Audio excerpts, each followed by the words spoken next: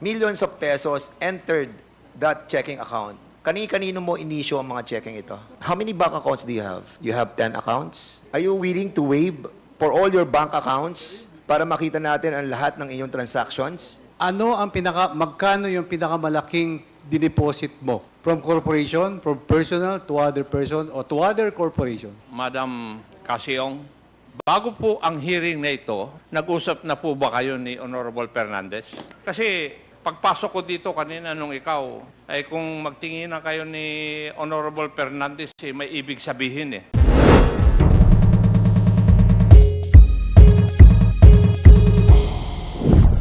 Cassandra, question ko sa ito. So, before I move for the withdrawal of your, when we cited you in contempt, later on, the members wanted to withdraw that contempt order. But for the meantime, I'll be asking you a very serious question. Since nag-issue na ng waiver si Ronaldin Baterna doon sa checking account that according to her, yung checking account na yon, lahat ng mga cheque, pinirmahan niya, ibinigay niya sa iyo. And that was testified by Ronaldin Baterna. So hawak mo lahat ng mga cheque, control mo na yung checking account. So, ang tanong ko sa iyo, millions of pesos entered that checking account. Kani-kanino mo inisyo ang mga checking ito? Okay, ulitin ko, Cassie. Simple lang to. Merong checking account si Ronaldin Baterna. And she told us that mag-i-issue siya ng waiver.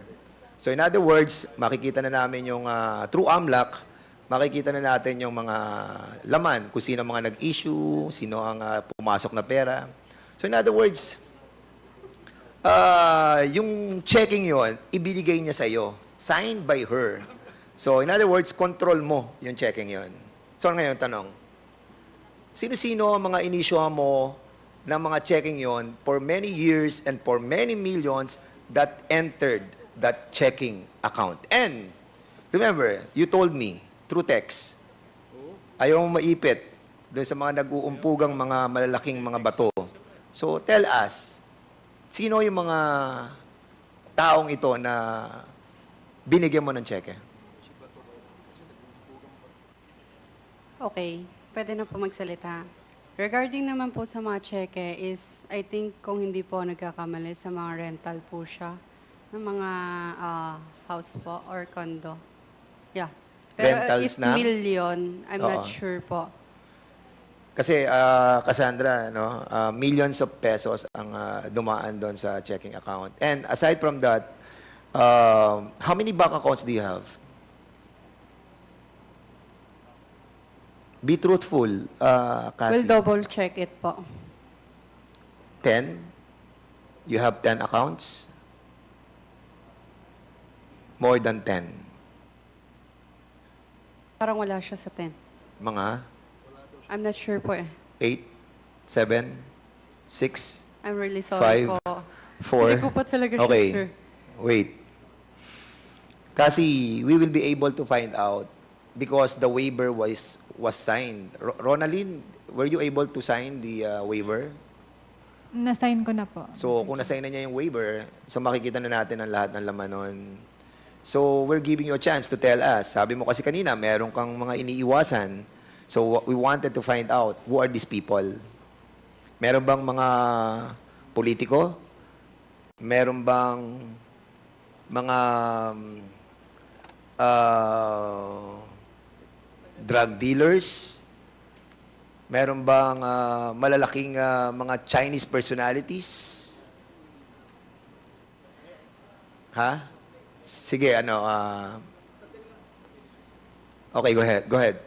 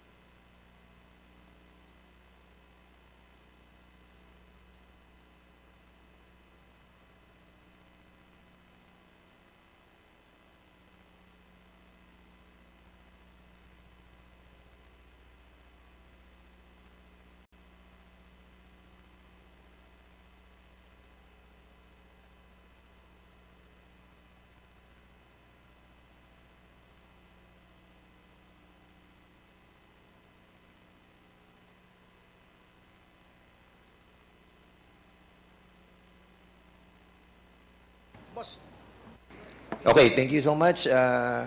Sige, Cassie, what? Regarding po sa bank account, wala na po akong bank account pala. Pwede na po siya. Cassie, Yes po. baka mabago yung damdamin ko sa'yo, ah. Ang sinasabi ko, during that time, di ba, kahit sabihin mong wala ka ng bank account ngayon, before that you were a executive assistant of the Lucky South 99 since 2019, and then now that you are the beneficial owner of the Whirlwind Corporation with 58% ownership, are you going to sign a waiver? Proof na wala na po akong account. Na wala ka ng account. No, Yes. we're not asking that. What we are asking is that you're going to sign a waiver telling us that we can check yung mga inisyuhan mo mga cheque sa mga personalities that involved in that Porac Pogo.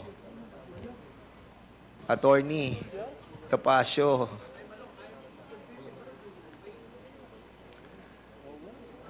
Are you willing to waive for all your bank accounts para makita natin ang lahat ng inyong transactions? Kasi we are talking about, kasi nagsimula ka na ng being truthful. Kanina, actually, we are all amazed, ha? Dahil you can speak truly, eh. And now, nagkakaroon ka ng apprehension. Don't. Wag. Kasi the trust is with you right now. So, ituloy mo lang, please. Sige, go ahead. Point of order, Mr. Chair. Chair. Are we who's the resource person? Because I'm getting confused. Okay, Can the I point of order of interject? Congressman Suarez is, he is asking who is the resource person? Is it the council? Yes, because Or Ms. I Cassandra? think the question was directed to Ms. Ong, and yet it seems like there's somebody else answering the question. So can I just please be informed as to who's supposed to answer the question, Mr. Chair? Okay, please, we'd like to ask Attorney Topacio to refrain from feeding the answers to Ms. Cassie Ong. And before we ask Congressman Fernandez to proceed, there's a short, very, very short interjection by the Senior Deputy Speaker, Dong Gonzales. You are recognized. Thank you, Mr. Chairman. Miss Cassandra Ong, ngayon wala ka ng account, di ba? Previously, in siguro past 6 months, 1 year, 2 years, ano ang ginagamit mong account name? Your name, the corporation, how many? Meron pong name ko. Oo Meron nga, pong kung corporation. Okay, Meron din po yung kay Ronaline. okay. Baterna. Tatlo, okay. I think yun lang po. Tatlo. So, Opo. number 1, your personal account. Yes po. Number 2, the corporation, the corporate account. Yes. What is the name of your corporate account? Wordwin. Wordwin. po. Number 3, kay Baterna. Yes. Can I explain kung bakit kay Baterna po? Please. Kasi I think yung mga checking niya is sa rental lang po. Kasi sometimes wala po ako sa Pilipinas. So para mas maging siya yung pinapaano ko ng mga check. Pero makikita niyo rin po naman yan dahil nag-sign naman po siya ng waiver. In your recollection, Rental po ng mga no. In your recollection, nung nag-i-issue ka ng cheque at nung nag-wire ka ng pera, magkano yung pinakamalaking dineposit mo?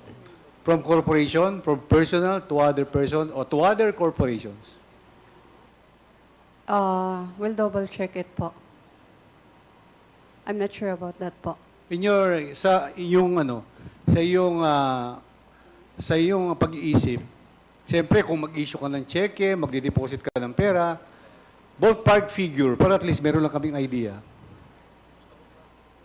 Much better na lang po i-check ko muna, Mr. Chair. Thank you, Mr. Chairman. Okay, kasi the waiver that was issued by Ronaldin Paterna for the AMLAC to see all the bank transactions. So the waiver that you are trying to secure from us is the waiver of that you don't have an account anymore. Yun ang sinasabi ng kanina ni Atty. Topacio. Am I right? Pwede pa ulit po. Yes. Pwede pa ulit po. Mr. Okay. Chair, sorry. So, kasi ang sinasabi mo kanina kasi parang nagwe-wave ka doon sa right na malaman namin na wala ka ng mga bank accounts. Yes po. So, hindi yun ang hinihingi namin kasi. Ang hinihingi namin, waiver mo para makita ng AMLAC kung ano ang lahat ng bank transactions nung mga bangko mo. Yun ang hinihingi namin para malaman namin kung saan pumunta yung mga pera na pumasok sa bangko mo. Naintindihan mo yun, Cassie? Yes po, Mr. So, are Chair. you willing to sign a waiver for that matter? Mag-consult muna ako sa lawyer ko, then balikan ko na lang po ang committee if Kasi I'm willing ang or- waiver na binigay ni Ronaldin Paterna, it's all about the checking account that is under her name. Your waiver is so important to us, to all your bank accounts. So we can see the transaction, where the money goes and where the money comes.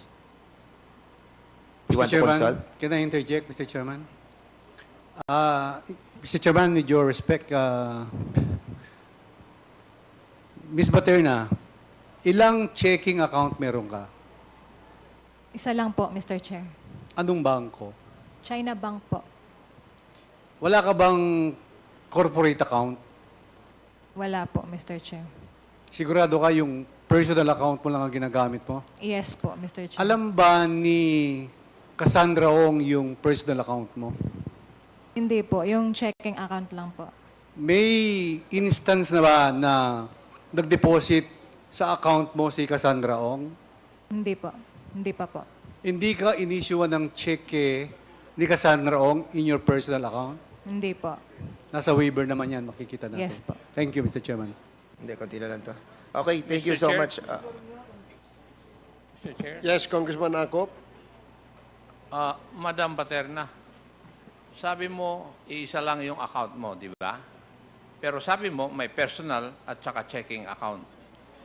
Iisa lang bang, Magkaiba po yung ano So, nun, dalawa? Mr. Chair. Opo, personal po, tsaka po yung checking at account saka yung na checking ginagamit account? po ni Ma'am dalawa, Cassie. hindi isa. Di ba? Isang personal Isang at bank saka po. isang checking account. Opo, isang bank. Pero, Kasi pwedeng ako, may savings account, may checking account ako, pero iisang bangko. Ganun ba? Yes po, Mr. Chair. Thank you, Mr. Chair. kasi it's hard to believe, ano,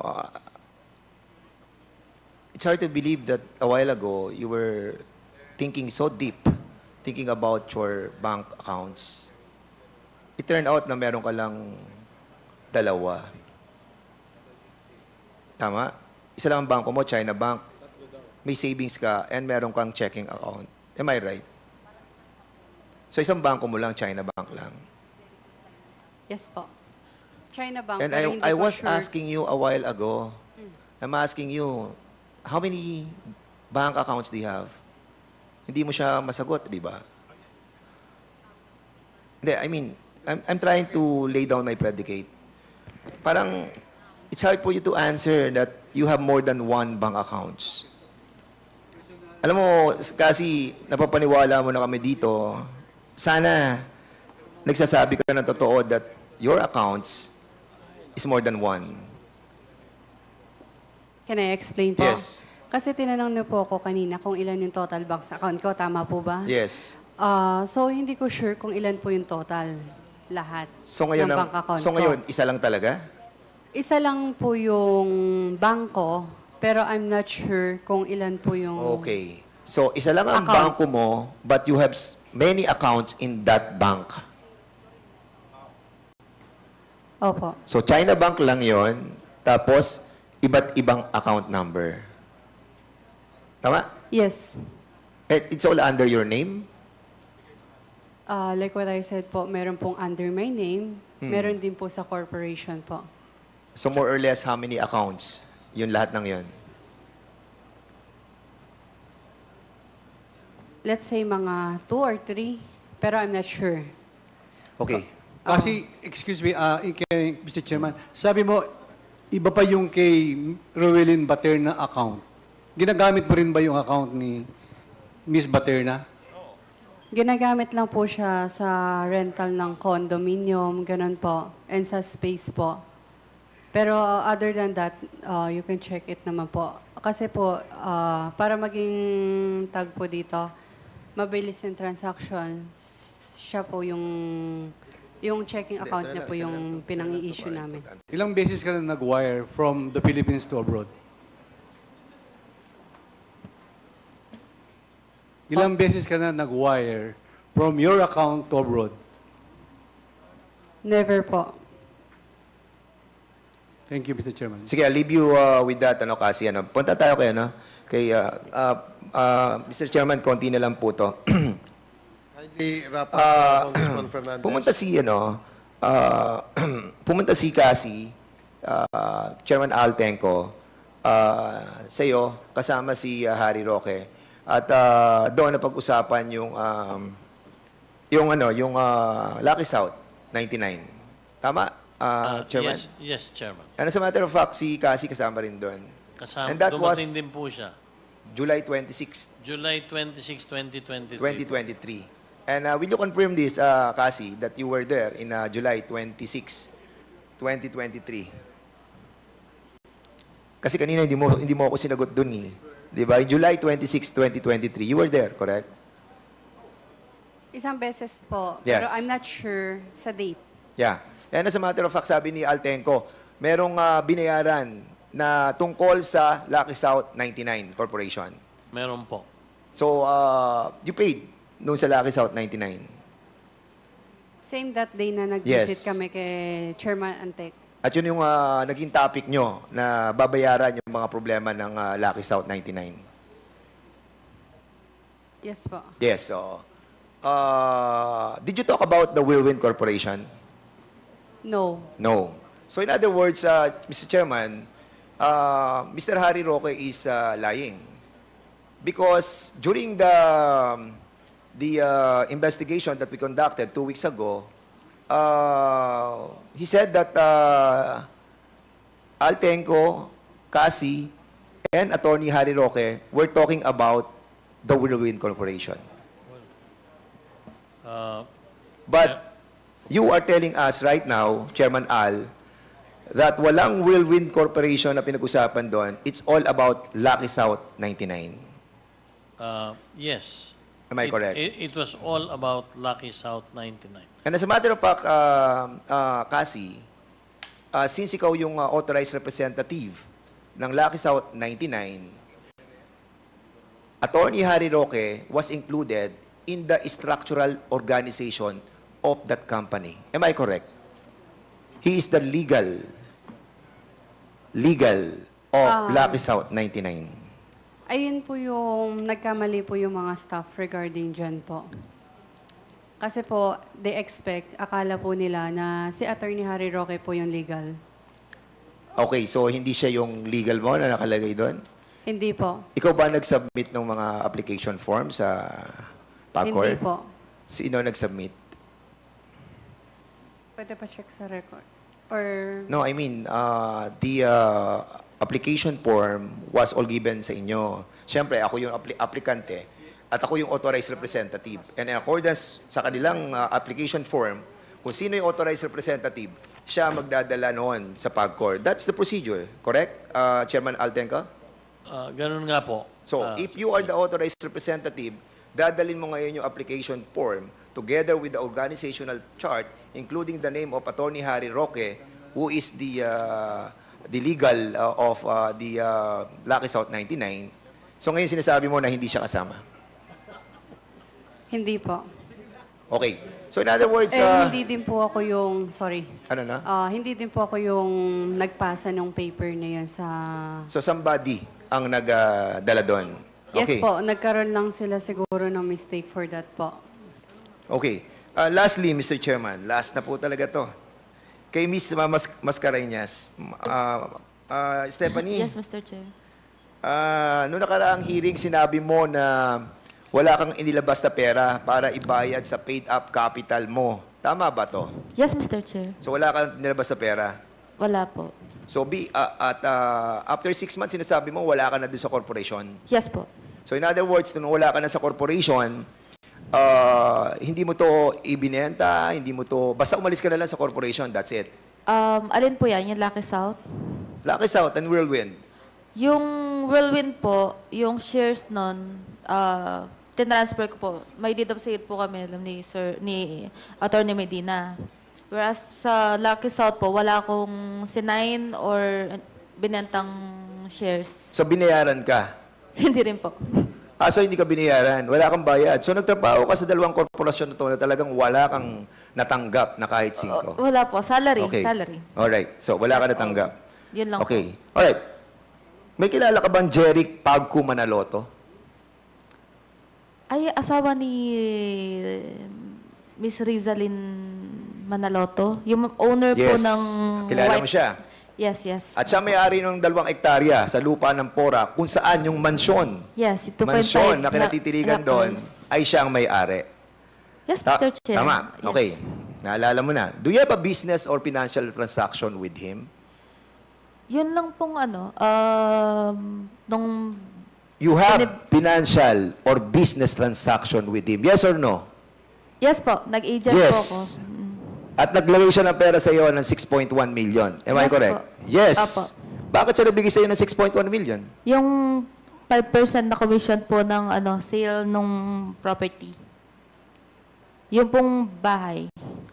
Anong bahay? Ang Yung pong mansion. benta siya? Binali po ng Whirlwind yung property, yung 2.5 hectares po na property. Bakit sa iyo binasa ang pera? Yun lang po yung napagkasunduan at that time. Tapos, kung makikita nyo dun sa bank statement, nilabas ko rin po yung mga commission nila. So, magkano ang naging commission mo? 6.1 million? 1.8 po. So, sa Each. 6.1, ang nabigay sa iyo, 1.8. Yes po. So, ang Mr. sinasabi Chair. mo, this is all about the property? Yes po. Okay. Just the property lang po yan. Walang other, yun lang pong buy and sell ng property. Have you submitted your income tax return on that year? Hindi po, Mr. Chair. Hindi. Hindi po. Kasi it is ironic, na si may-ari ng lupa, tatransfer niya yung pera sa'yo. Di ba? Bakit niya tinransfer sa'yo? And then, hold and behold, yung subscription mo is 6 million as well. Di ba? Ano po? Yung subscription mo doon sa Sa- company is 6 million as well. Tama? Saan po yan? Sa Whirlwind or Lucky South? You must know better. Hindi po, Kasi matagal na po yan, ikaw Mr. yung Chair. ikaw yung Matagal ikaw na yung po yan. member ng corporation Magkano binayad mo sa subscription? Kasi ang alam ko pong nakalista Oo. doon sa Lucky South, yung final Hindi, na I'll tell nakita ko, you, 9 million. I'll tell you, 6 million ang binayad mo. Ay, hindi po ako nagbayad ng cash. Wala po akong Honestly po, kahit mamatay man po ako ngayong oras na to, wala po akong binayad na cash. But Kasi you yan will never po. deny that merong binayad, na merong pinasok na pera sa iyo. Meron po. Hindi Manaloto. po ako nagdi-deny. Kahit mag-waiver po ako, it's okay. Wala pong problema Mr. sa Chairman, akin. we'll be asking the presence of, since masyado na tayong late, we'll be asking the presence of Mr. Manaloto on the next hearing to find out in the veracity of the statement that was delivered by Stephanie Mascareñas. Medyo nawiwindang ako sa sinasabi ng ating resource speaker. So we wanted to find out the truth on this matter. Thank you. With that, Mr. Chairman, thank you so much. Maraming po salamat. Thank Mr. you, Chair. Congressman Fernandez. Mr. Chair, Mr. Chair, I thought you're did- expecting that breakfast will be served in our committee hearing. So, because we're not serving breakfast, let me acknowledge first Congressman Acop. And then who else? Okay, everybody else. Before we we suspend. There are some administrative matters that we will have to dispose. Congressman Ako first. I only have two queries, Mr. Chair, kasi chair pa ako ng committee hearing bukas. Madam Casiong, bago po ang hearing na ito, nag-usap na po ba kayo ni Honorable Fernandez?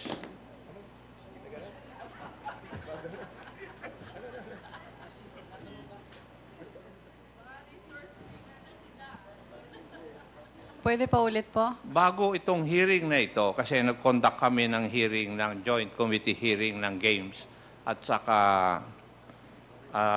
Public Order and Safety. Doon una na ikaw ay na-cite in contempt. That is why you are here today. Magmula nung hearing na yon, nag-usap na ba kayo ni Honorable Fernandez? Kasi marami siyang alam na hindi ko alam eh. Ay, hindi. Investigador ako, Iha. Sana matandaan mo yun. Makuha mo yun.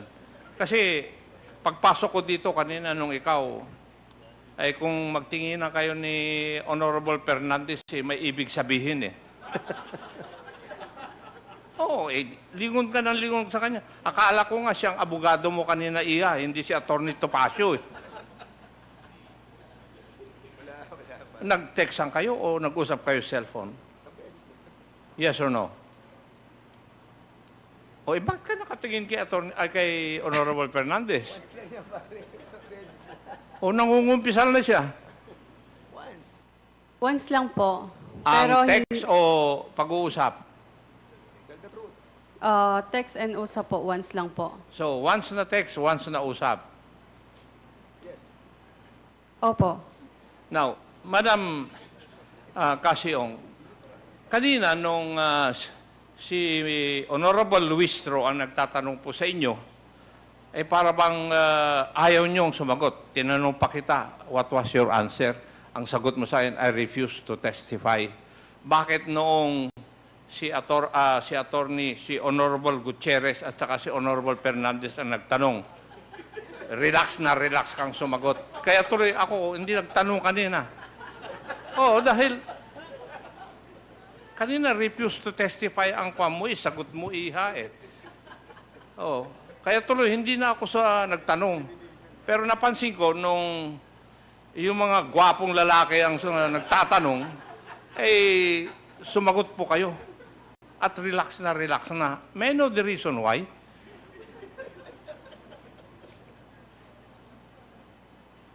Okay, can I explain po, di ba? Nung una, I really want to refuse to answer po. And then, kinausap po ako ng abogado ko na magsalita ng committee na to. That's why nagsalita po ako. Tumiming lang po talaga kay Madam Chair. Thank you. Thank you, Mr. Chairman. Yun lang po ang naobserbahan ko kasi